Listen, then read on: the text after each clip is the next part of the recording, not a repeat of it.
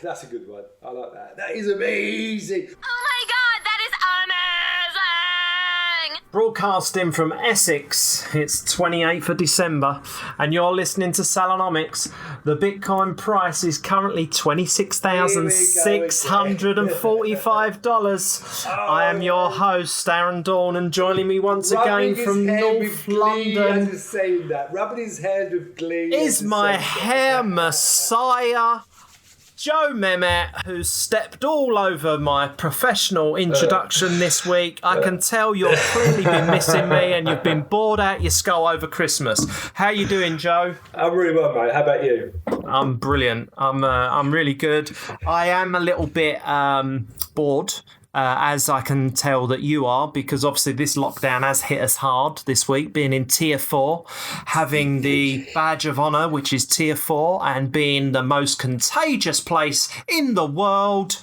I'm going to celebrate that because, as we all know, it's complete and utter bogus junk data. Oh, well, listen, I've been taking my dogs out 3 times a day, so, it doesn't... Don't do my shopping, so it's all cool. It hasn't really affected me that much. I mean, I kind of find it. What I really find annoying, right, is the restrictions, really, if anything. But apart from that, it doesn't really bother me at all. Okay. Well, I'm glad it doesn't bother you, Joe. I've had a family that are just slowly pulling their hair out simply because they cannot get to see their granddad, their grandma, their uncles, their nieces, their nephews. Do you know what I mean? The cousins. I think this is an extremely damaging thing. Which Boris and co did last week, based on literally zero data, because you know my theory about it. No one's getting tested over Christmas anyway, because everyone's going to be having fun, enjoying themselves, eating Christmas dinner, opening presents, so no one's going to go and get tested. So therefore, the numbers of positive cases and number of people hospitalised with COVID over this time would basically go down because no one was getting tested, right? So the government preempted it and said, let's lock everyone down so that when the numbers naturally begin to fall, we can say, hooray for us, it was down to the lockdown, everyone. Congratulations. But I was reading, a case has gone up, though. This sort of new variant of COVID. It's gone up. Yeah, based on what again? Right, I looked at the data yesterday. It said that they did 35,000 tests on Christmas Day. Who's getting tested on Christmas Day? Tell me.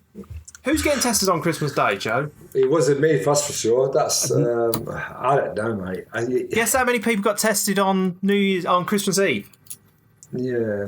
35,000. That's a coincidence. The same amount of people got tested on Christmas. I would have thought everyone on Christmas Eve would have been doing their last minute shopping, getting those last minute presents, making sure the turkey was stuffed. But there is a lot of people out there who are single, Aaron. They're not really bothered about Christmas maybe as much as you are, I suppose. Or so I'm what not saying they're humbug. I'm not saying they're humbugs, but so going out and getting tested is entertainment then. So they're all going out and getting tested for something to do. They're worried. They've got issues, they're concerned, and they maybe care. So they thought, right, I'll go and get tested before. I don't want to infect someone. That's what it is. Bullshit.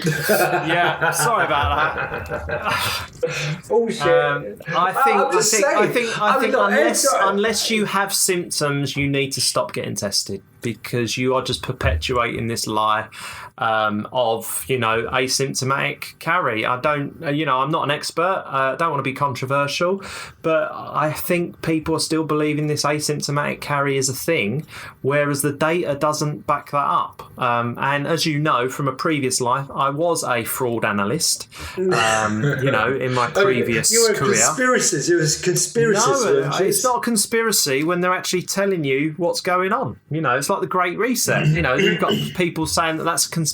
It's like, how's it a conspiracy? They're actually telling you what they're doing. I think I'm not sort of saying governments, but the media, all forms of communication, right? They've been telling us what to do, how to live, how to drink, how to sleep for the last 20 years anyway. I mean, can you imagine, right? Someone's made a career out of telling us how to sleep properly, get a good night's sleep. I mean, seriously, someone's actually made a career out of that. So what does it tell you about society? That they have to, that they need someone to tell them how to sleep. Seriously. Yeah, maybe. Well, I just think, the Great Reset is going to be born from inflation, and this is why I'm trying to write an article on the Go Salon website at the moment about inflation, and that it's an invisible tax that affects the hair and beauty industry a lot more than it affects any other industry, from the simple point of view that we are a time-based service, and we are not selling a physical product. Inflation. I mean, VAT is another, dodgy subject matter that, for some reason, hairdressers and beauty professionals are exposed to when they shouldn't be. And I am trying to make the case against VAT in our industry in a blog post. I mean, it's a little bit... it's a little bit complex because it's a subject matter which has been on my radar for about 8 years since I was at the MH Fed, because all barbershops and hairdressers were saying, how is it fair?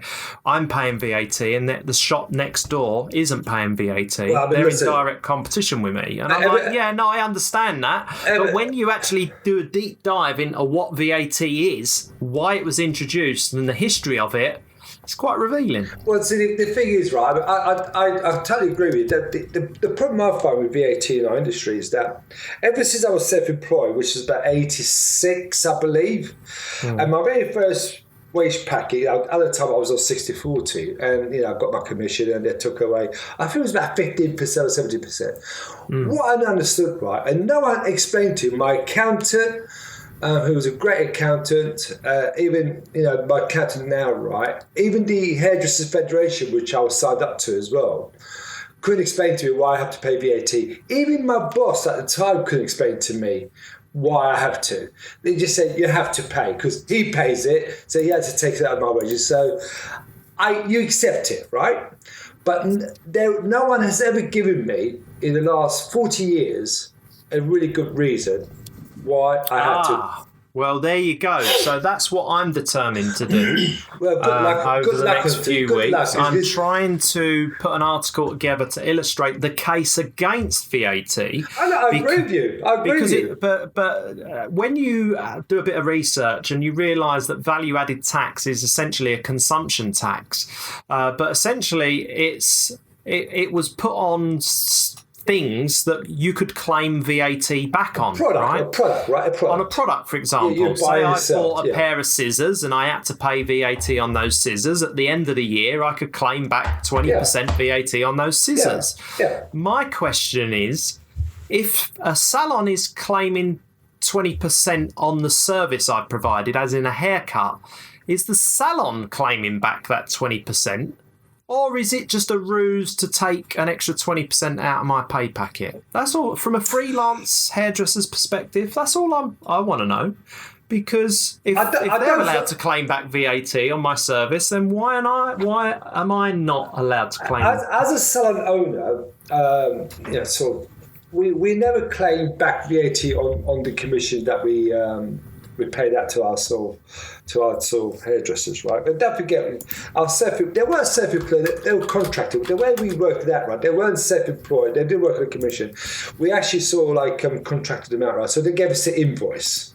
So by them giving me an invoice, I actually paid them that, and they dealt with the taxes themselves. That is the way you sort of do it. If a hairdresser is self-employed, right, but you're still paying the salary, technically speaking, they're still employed. Or they have as much rights as an employed hairdresser. So the way I worked it, right, is that they sort their own taxes out, their own affairs out, and they actually send me the invoice end of the month, and they get paid a day or so later. Sure. So they kept a record and track of everything they did. And then, because we agreed to a commission fee, and then and then they took the VAT out of that as well. Okay.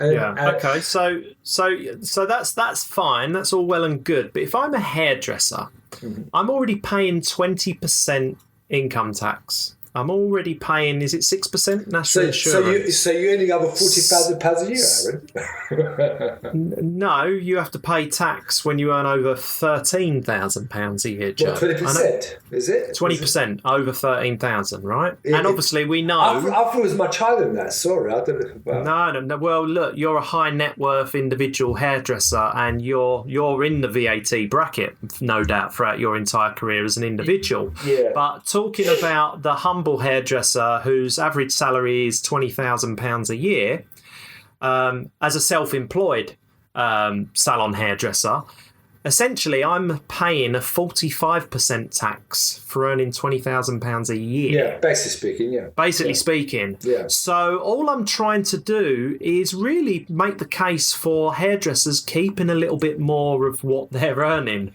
when it comes to tax, when it comes to VAT. And obviously, we've got this other elephant in the room, which is the inflation tax, which is something else that we can touch on, which is the idea that every single year you put your prices up with inflation. Yeah. That inflation never adds wages into your pocket. It only ever covers the increased costs on electricity, on this, on that. I slightly disagree on that because if you're self-employed again, right, you're contracted to the salon, right, you can set your own prices. See, if all the staff are employed by the salon, okay, then the price is controlled by the salon owner. Now, if you working for me as a self-employed freelancer, you can actually say, Joe, I'm going to charge £150 for a haircut today. I said, okay, Aaron, you do that, mate. All the better for me, because the more you charge, the more I will get. Yes. Okay. So that is inflation proof, isn't it?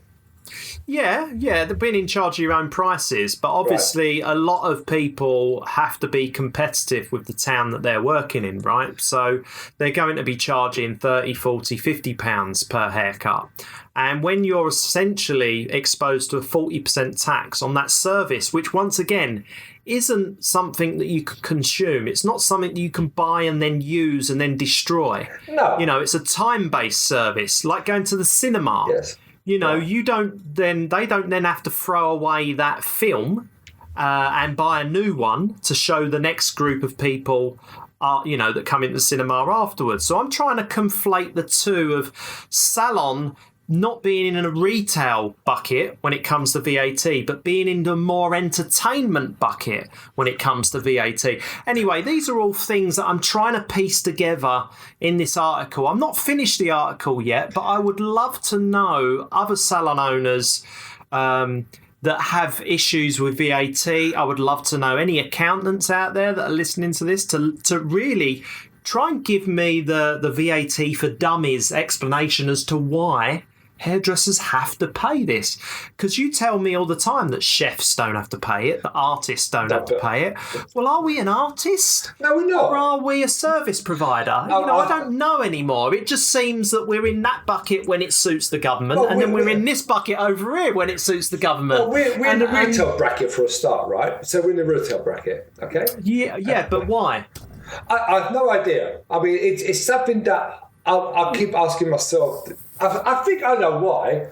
Because if you look at every hairdresser salon shop front, they're selling products. So they're a retail outlet. So they've got to be a retailer. Okay. So if we stop selling products in the salon, we won't be exposed to VAT. I don't think so. I think if a hairdresser salon, right, was to actually literally provide a service, come in, do your hair, walk out, then I think there's a good argument to actually not pay VAT. So that is my argument. So the fact that we're not selling products and we're still exposed to VAT means that we are exposed to this time-based then we have to get VAT the tax. Don't you think that we have to get the government to recategorize our industry? Right. Okay. Well, let's refer back to the Chop the VAT petition. That was, there was a complete, there was lots of people on Facebook sharing this thing. You can go to petition.parliament.uk/petitions 554470 and you can see it with your own eyes. I can put a link in the show notes as well. To date, the idea was to reduce VAT to 5% for the hair and beauty industry in line with hospitality, right? Yeah. Well, it garnered 15,000 signatures.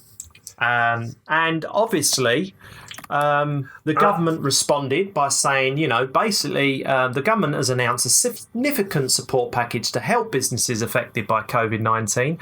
While there are no plans to extend the scope of the reduced rate, we keep all taxes under review, which is interesting because obviously, if we was in the services provider or the we would have benefited from the Eat Out to Help Out scheme, which obviously allowed restaurants not to not pass on 20% VAT on their products, which is the food that they serve, right? And the drinks that they serve. That is a physical product. That is why they are charged 20% VAT on those things, right? Because once you eat that cheese toastie that you bought from the shop, they've got to make another one. Do you know what I mean? That's what value added tax is supposed to be there for. It's supposed to be this consumption tax.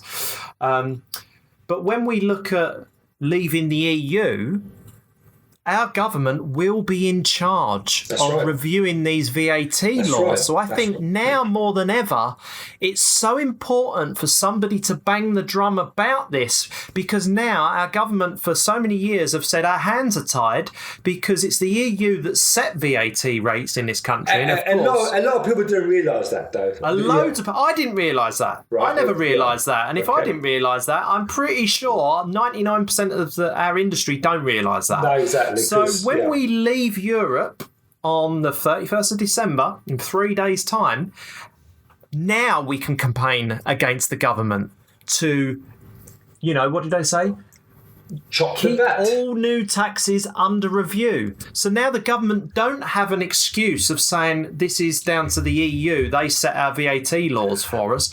We can now campaign against the government. So come on, Joe, who's with me? Hooray! Hey, I'm with Who's with me? Are you with me? I completely agree with what you're saying, right? The only thing that I find sort of like conflicting the whole thing, right, is that I believe the industry should change its category. We should be in the health and beauty sector. We should be in the health and well-being sector. We shouldn't be in the retail sector.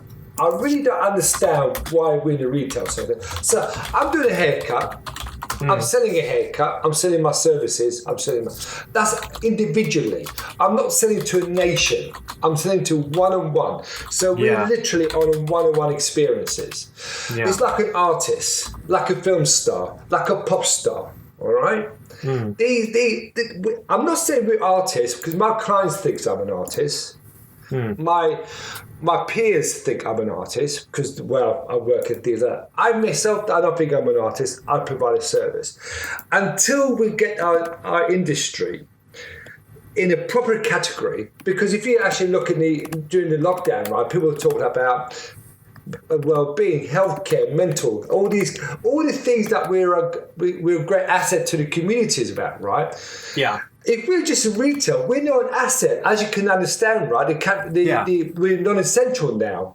So our level of categories is being dumbed down. I mean, first we're in retail, now we're non-essential. What's going to be the next stage? Completely insignificant. Yeah, that's exactly what I'm saying. It seems to work in the government's favour to put us in this bucket for that thing, and then not put us in that bucket for the other thing when we try and claim it back. I think to get the VAT revisited or restructured, right, you have to change the category first. That's right. Yeah, no, that's right. That's what I'm suggesting. Yeah, that is what I'm suggesting. Yeah, exactly. I think that's where the campaign should be. Really. Yeah. So do you know what the VAT rate is for health? I don't think there is any. I don't think there Correct. is. There's no Correct. VAT. Right? 0% VAT on health and well-being. Exactly. Right. And obviously, you know that on food and products and things like that, the VAT rate is obviously 20%. We know that. So once again, if we can explain this false dichotomy between, hang on, how comes we're in the VAT bucket today, but then we're not in the VAT bucket when it comes to reclaiming that VAT? Joe, I can only hazard a guess to think how many tens of thousands of pounds you and your business have paid in VAT over a 30, 40-year career. Well, listen, I every month, every quarterly, right, I sort of say, why? Why do I have to pay this? All right, you can claim something back, right? But you're still paying. But also, don't forget, right, it's a sign of your business. If you pay X amount of VAT every quarter, sure, you're doing quite well, right? Yeah, no, that's true. I mean, you know what I mean? So look at me, I'm doing really well. I could afford to pay £65,000 a quarter. You know what I mean? No. Yeah, but for sure. But that cost is going on to the customers, isn't it?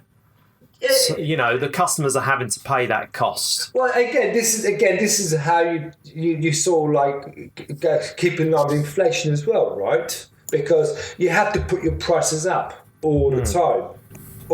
Now, if you sort of put it up by sort of 10%, the product might go up by what, 2%, 3%? Sure. Right. So sure, that inflation would mean it would go up, 5 to 10%. Whatever. Right. So you put your prices up, ahead of the curve, right? See, again, this is where most sellers, I think, are scared of charging a lot more than what they should do, because it is quite interesting how some hairdressers are scared of charging more than what they think they're valued at. Because I myself, I think I'm worth X amount of money. I'd rather do nothing than do a haircut for less than what I think I'm worth. All right? Sure. You know what I mean? Whereas some people think they'd rather do something than do nothing. You know what I mean? And that's where I think hairdressers should, because cost of living goes up every year, as you quite rightly sort of stated, with the inflation. So everything goes up. So why does a hairdresser feel they're scared to put up their prices from, say, £40 to £50, or £50 to £75, or £75 to £100? Because I believe towns like, say, let's take Tunbridge Wells, for example, a very wealthy town. Right, a well-worth. Why should a hairdresser there charge £250 for a haircut like they do in central London? When the amount of wealth in Tunbridge Wells is just as high as, say, in Mayfair or. That's based on the demographic, isn't it? Because they can charge that because the customers can afford it. Right. You know what I mean? Because you're in central London, if you're coming into an area where, I could afford to spend money here, but if in Tunbridge Wells, that's where they live. But my point is, by putting that burden onto your customers, it's not enriching the hairdresser, and it's not enriching the salon. That is another tax that is having an adverse impact on our industry, which is going straight out the door, and then the government's doing whatever the hell the government's doing with it. Probably funding the college system, which is falling apart, at the wheels. So that's another like indirect, consequence of the government collecting all this tax money from the salon industry. Yeah. But let me give you an equivalent. I've just gone through like the government website, guidance rates of VAT on different goods. Now remember the differential. We are a time-based service and not selling a product that can be destroyed or thrown away or consumed. We're a time-based service. Guess what? So if I was a financial service or did a financial consultation, that's a time-based service, Joe. And say you come in to sit in the office in the bank with me for an hour. So then, Joe, what account's right for you, or what product is right for you? Guess how much VAT goes on that time-based service done by the bank? Tell me. It's exempt. There's no VAT. That bank is selling a product via someone's time, and there's no VAT on that. So why the hairdresser being... the industry is being victimised? Well, not victimised. Because nobody in our industry... And this goes back to governing bodies of 70 years that don't represent us. They're not governing bodies. They're professional bodies. nobody has illustrated it, Joe. Nobody has illustrated it to the industry to say, guys, aren't you upset about this? This seems a little bit unfair. And nobody's illustrated it to the government to say, if you remove this ridiculous tax, you probably end up getting more income tax from us all, because we'd all be able to do more work because our customers would probably have a little bit more disposable income. Well, no, but the hairdressers, their annual salary would go up as well, won't it? Their annual salary would go up, and therefore their income tax returns would go up. So I do think it really does come down to someone needs to step up. Someone needs to illustrate it to the people in the industry, to the actual government themselves. Do the mathematic models which show if you was to do this would be the benefit and the outcome. There you are, people. Aaron Dawn for Prime Minister. For the saviour of the hair industry. That's right. Exactly. No, that's right. No, you had to.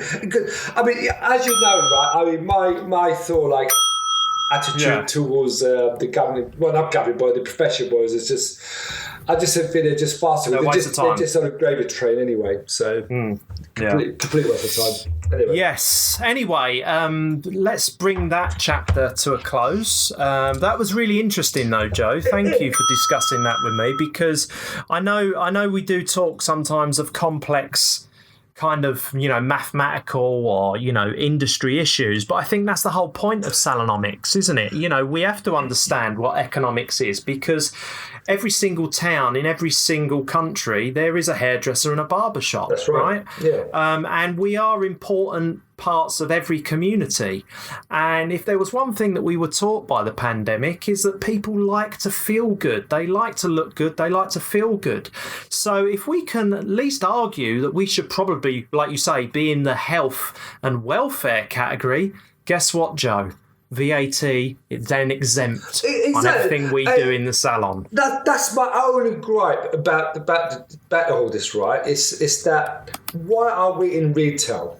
Because, I just don't get it. I never got it, and I never will understand it. Yeah. I just wish someone would tell me, look, not someone would tell me, but I just wish salons would take the responsibility of sort of saying to all the product companies, saying, you know what, we don't need you. All right, because if I actually get rid of retail in the industry, the industry could then restructure itself and go to a different type of strategy altogether, into a completely different category, and sort of say, like you said, we're in the health and well-being sector, so we'll be exempted from VAT. So we actually be much more profitable and more valuable to the country, to everything around us.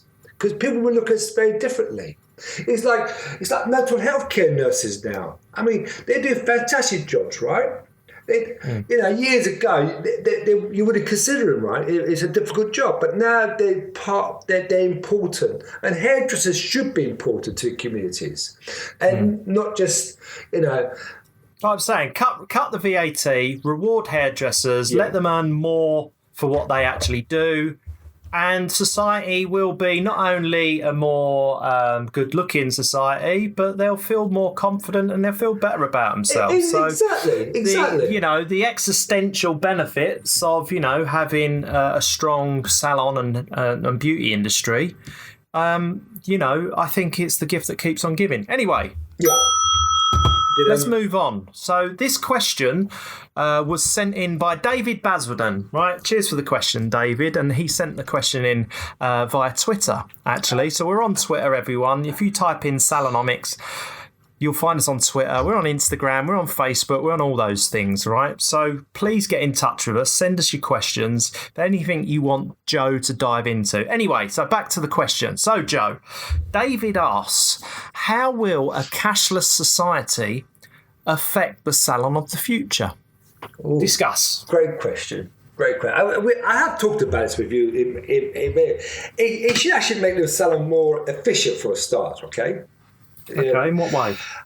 Well, can you imagine having a prepaid environment? So I was believed to have a sort of like a membership type of clientele, where like subscription service. Exactly. It's an internet model. So it's an internet model that is, it's obviously... Well, it's not just internet, but it's also these sort of like clubs, these gentleman clubs that people used to sort of go to, like a members club. Yeah, like a gym membership, right? Gym membership. Yeah, exactly, right? So again, right, you got all your services from feet to your hair to everything in that salon, right? The client pays up front for the whole year, and she can have the services whenever she feels like it. The more she uses, the cheaper it becomes. The less she uses, the more expensive it is. It's like a golf course. We were members of a golf club. Golf membership. Right? We play once a week. It's £100 a round. We play every day. It's £20 a round, right? Gotcha. So it's that kind of. So when you have that type of environment, you don't really need to have any transactions with cash. And also, right, can you imagine if you're a salon owner in a cashless environment, you can actually... you're pandemic proof. Yeah, exactly. And also, you can actually go on holiday without having to worry about... money coming in, the salon being closed, because you've got a set amount that's guaranteed every single month. And also, right, because what's the best way of making money, Aaron? How are you going to become rich? When you're asleep. When you make money when you're asleep, right? Exactly. Yeah. Right? And it's not about getting rich, is it? It's about creating wealth, right? Exactly. When you're asleep, that's the best way of making money, right? Because 9 to 5, you just you earn your money. But so if you've got a prepaid type of environment, that money's working for you already. So it's 24/7. So in a cashless society, right? So money doesn't sleep. You actually sort of being part of that process as well. That's how I see it. Yeah, and I suppose with those structured kind of payment systems, there's no nasty surprises, is there? So, No. For example, this year with the pandemic, salons had to be closed. And there's another thing you'll avoid paying as well. What? VAT. Yes. Right. Is that right? Is that a fact? So if you had a subscription service, I would think so. I would have to check that with your accountant. Well, that money would go to a different account, won't it? It won't go to your business account. It go to a different separate account, won't it? Right? Yeah, I guess so. But is there VAT on a gym membership, Joe? I don't think there is. No. I don't think there is because it comes in the health and well-being. There was no VAT on our golf membership, was there? I mean, at my golf club, I don't know about your golf club. I don't think so. I don't think it was. So again, right, you get everything up front, and also, can you imagine having? And you can structure your business. You've got that peace of mind knowing that you've got X coming in this year. Yeah, for example, because we discussed about the future of hairdressing, right? In the fact that you were sort of saying that there'd be more underground hairdressing services, which I agree with. But if you have a cashless sort of environment where it's like a prepaid subscription services, right? So every staff you have will be employed. Okay, so they will earn an X amount of money. Yeah. Now the difficult part about it all, right, is that when they pay that for a year. The hard part is to keep them renewing every year in, year out, because then you're actually working on the services, okay? Because, but like you said, if it's a sliding scale, and if they come in, and the more times they come in, then the cheaper essentially they're getting each service for, then surely that is the driver for them to keep coming in. I mean, obviously your skill sets and your standards and your service mustn't waver, because obviously you need to manage your client expectations. Right. But yeah. I'm also, liking this idea. Go to subscription service hairdressers. Go to cashless salon as well, right? It's going to be prepaid anyway. So if you we go and get your hair cut, you're going to prepay that service anyway, right? So again, I'm going to go in to go and get my hair cut. I expect a most amazing result because I've already paid it. So my expectation is much more higher. Do you think there will be a complacency? They can't afford to be. They can't afford to be. That's the difference. There was complacency beforehand, and the pandemic has proven that as well. Yeah. What the pandemic has done is brought out the complacency in salons. They still actually look at it at their own faults. They'll blame it on COVID. It's a diversion. But most hairdresser salons and salon owners, the hairdressers, have been complacent for a long time. Yeah, listen, you know what else is eliminated. So yeah, your efficiency drive will get eliminated. The 5 minutes at the end of every service where the customer has to go to the reception. That's right. Pay on the credit card, more fees coming out per transaction. Exactly. You imagine at the beginning of every year, your customer pays for the year subscription on a direct debit standing order. Maybe a once a year. If they're that rich, they're paying on a once a year basis. There's none of those 2-3% credit card fees every single time. So, banking charge, everything's happy days, right? Joe, you know what we're doing here? We're actually creating content that could prove to be valuable for people. Well, we always sort of said it. We discussed it years ago. Actually, I had this idea when I first started Joe Carroll. That's exactly what I wanted to do. Now, the difficult part, right, was that you had to get everybody on board to think alike. And when I had 42 staff, it was very difficult to try and put that in. But by the time I tried to get it put in, I had to sort of like relinquish my position. But I tried it with Birds Arcade. We did have 5 clients who took up the option. And, sure. And the break it even point. How much was that, Joe? Can you remember what you were charged? Yeah. I was charging £5,500 for a year. Wow, for that's a year. And what came with that? Well, they had free manicures, free hair colour, free blow dry. As in free, no cost, or as in just the number 3? No cost, right? Not 3 a year. I mean, there was Julie, Denise. So complimentary manicure. No, it's all part of the thing. It's all part of the service. But when you say free, complimentary. When you say free, it wasn't free. Are you meaning the number after 2? No, it wasn't free. Complimentary. It wasn't free. It was what they paid for up front. Gotcha. Yeah, right. Now, the great interesting thing about all this, right now, when you're dealing with clients, okay, how many weeks of the year are people away? Do you think? 4 weeks a year, right? Everyone gets 20 days off. No, more. Every employee gets 20 days off a year, right? Every employee does, right? 4 weeks. But clients, if you're talking about clients who've got children, so you've got 16 weeks of the year down to school holidays. Yeah. And you can sort of like pinpoint it down, right? To most of the time, these clients are away. Well, my clients were away about 10 weeks of the year. Okay, so those 10 weeks, so you're talking 36 weeks of the year they're actually going to be coming in. So that £5,500 divided by 36 weeks actually turns out to be, over £150 a week. Exactly. So if they're only coming in once a week for a haircut, that's right. Like I say, if you had 5 people take you up on that and give you £25,000, I mean that's a pretty good start to the year, isn't it? To go in January. Look, I've already got £25,000. I only need to make 75 to break even, and I only got to make another £100,000 to like be in profit. Do you know what I mean? And how many times did I tell you, Birds Arcade, right? By 10 o'clock, my rent was paid. Yeah, no, exactly. Exactly. Well, that was one of the things that used to resonate with me when you used to say, by the time September comes, for the rest of the year, I'm working for the man. Yeah, that's right. And I think when you illustrate it like that, in terms of time, I think it's a much more powerful visual. It is, and that's the thing. But hairdressers sometimes have to sort of like get away from the norm. That I don't understand why they're scared or what they're fearful of to actually try something different, because as hairdressers we always try to be innovative, we always try to be creative. Now the problem that they got that I never had was that I never had outside influence to make me do things.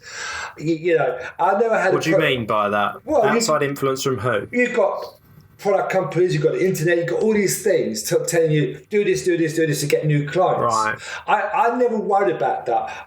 You scoped it out yourself. You used your own brain, and you used concepts from other industries, and you tried to introduce them into your business. Well, I like technology, as you know, right? But the thing that a lot of people sort of seem to miss. Well, they don't miss. Well, they do miss. Yes, it's right in front of them. You know, how many times have you heard that saying, what you want most, right, is right in front of you. It's that client. So if a salon, right, let's take Auntie Ethel's in Peckham High Street, for example. Right. Right. And she's got... I know it well. Yeah, she's got 6 stations, right? She's got 4 hairdressers, and she's got like a database of, like, say, 300 clients. Okay? Yeah. Now, if those 300 clients, right, could be more valuable to her than try to spend an awful lot of money trying to get 2 clients from... New clients from Tony and Guy or whatever. Right, you know what I mean?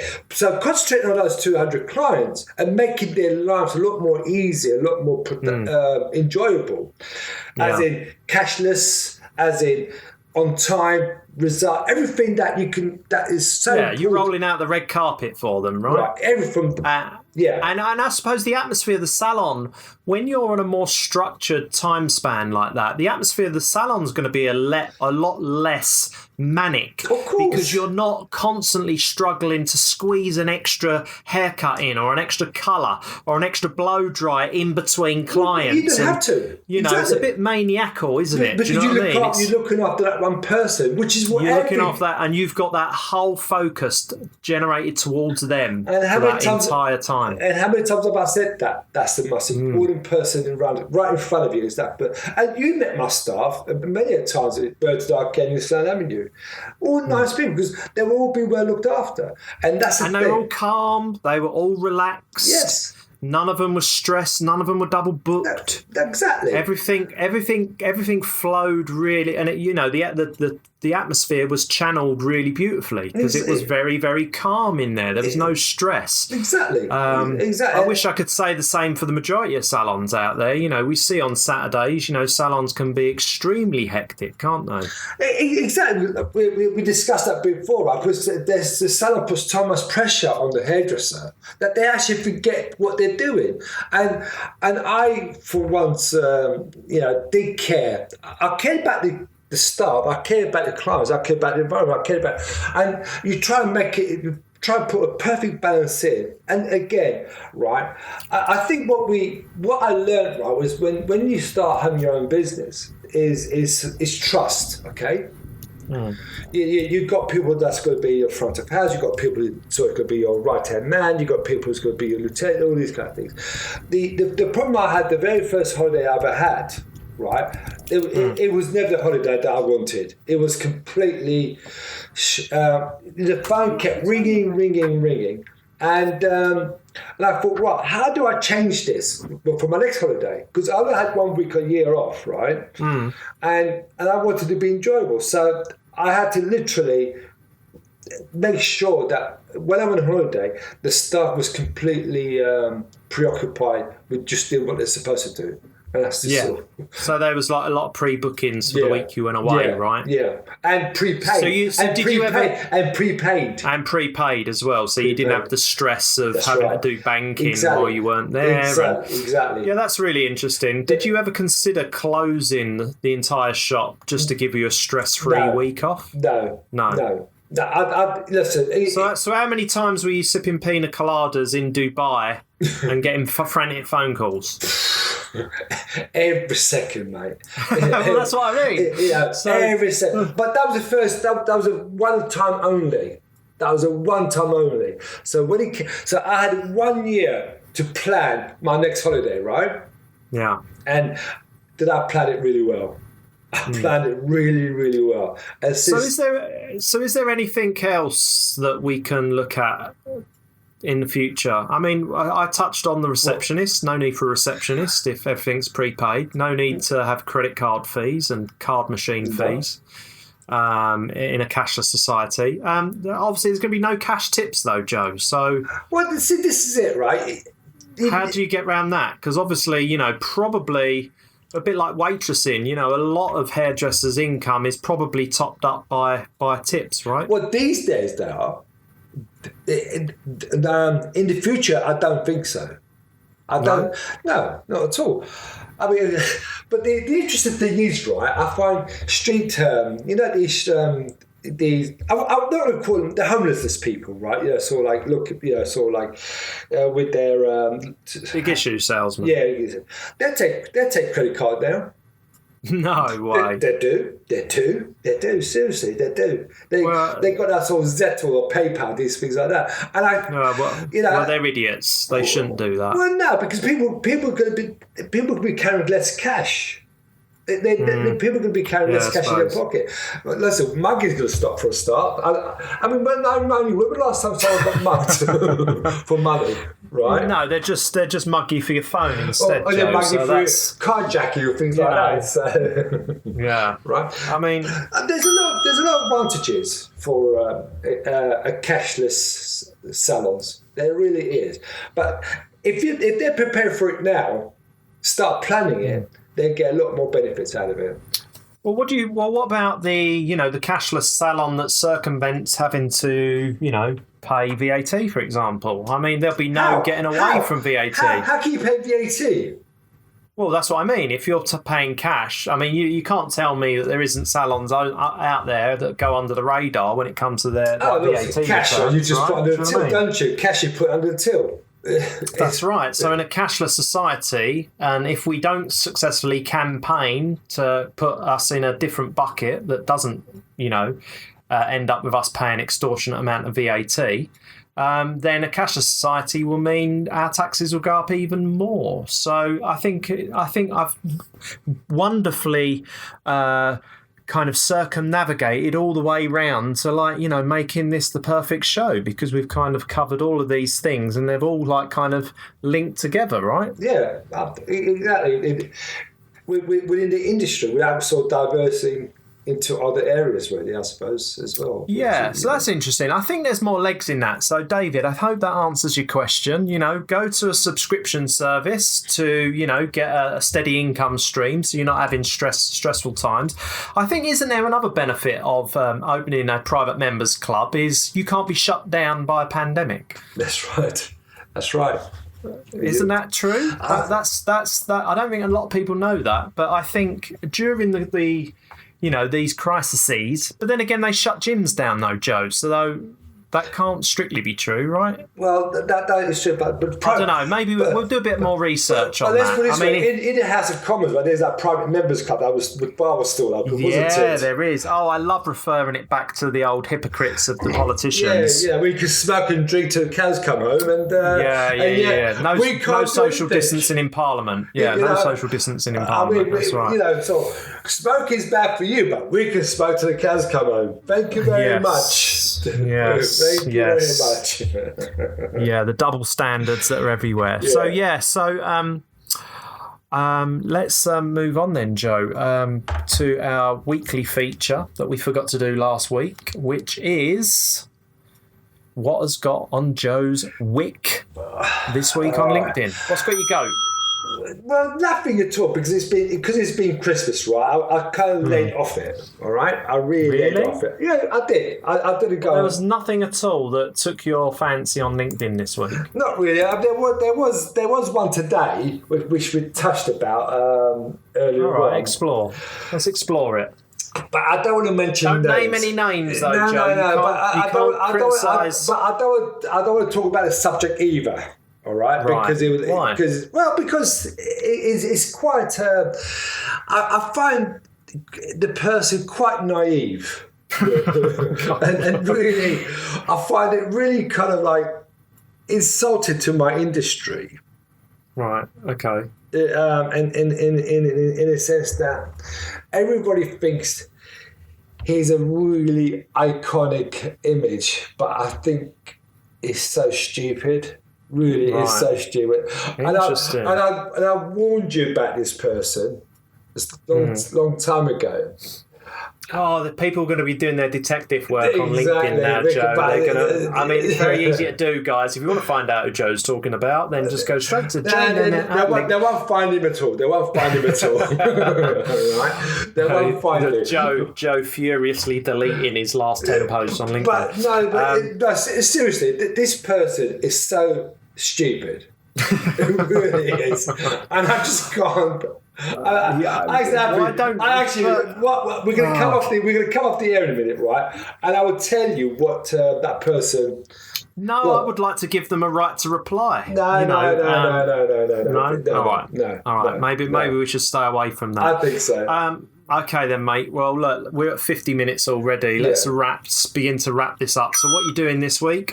Well, my wife's really ill, so I just got to I take the dogs out for a walk down, and then I come home, and that's it. I'll hopefully be watching football. Happy result the other day. It's all got me excited. Fair enough. You know what I mean? So yeah. Fair enough. You? That's good. Obviously everything's still up in the air. I think Boris's announcement is on the 30th about whether the latest lockdown 3.0 has made any blind bit of difference to things, and whether we can actually start cutting hair again in the new year. So there's not really much I can plan right now. However, I am beginning to get back into doing some Go Salon work, and I've got some really interesting updates to share with people on that. We completed this first smart retail wall at Coronado's, and that has worked beautifully. Can I say something? We're on the 30th. We're in the chat room show as well, aren't we? Oh, yes. Yeah, good point. I think they said the 31st. So me and Joe are actually on another podcast called The Salon Chat Room. And you can find that is done by Kerry Humphreys and Angeline Hayden. Yes. They got us on to talk about salon business and our life story and our journey through the industry.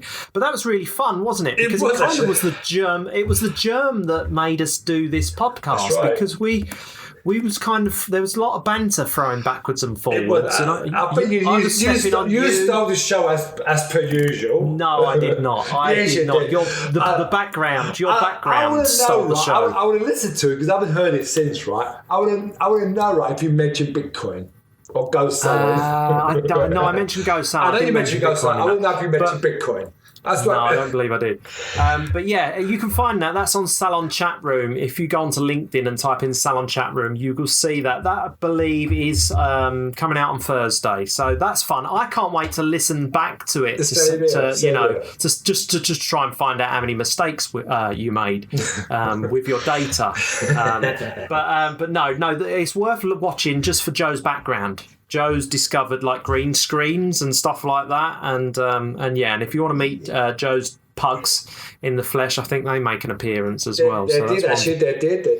That's one for the dog lovers. I'm back to Go Salon. I've got some really exciting news to share with you in the new year. I can't share it right now because it's under the proviso that we're all allowed back to work. Go Salon makes retail easy. If you are interested in basically doing smart retail and having smart retail in your salon, then check out gosalon.uk and sign up for your namespace, and we can give you all the tools that will help you, generate a small commission on every product you sell. So, we don't harvest anyone's data. We don't sell your customers' data. We've got no interest in that. We only make money when you make money. So, and that's always been our philosophy at Go Salon. So it's a no risk guarantee. Go and check out gosalon.uk. Salonomics on all the social media platforms. If you want to ask Joe a question or leave us any feedback, please do. But apart from that, Joe, it's all over. Brilliant. Till next time. All right then, mate. You take care of yourself, and I'll speak to you soon. Look forward to it, mate. Cheers. Bye, everybody. Bye. Oh my God!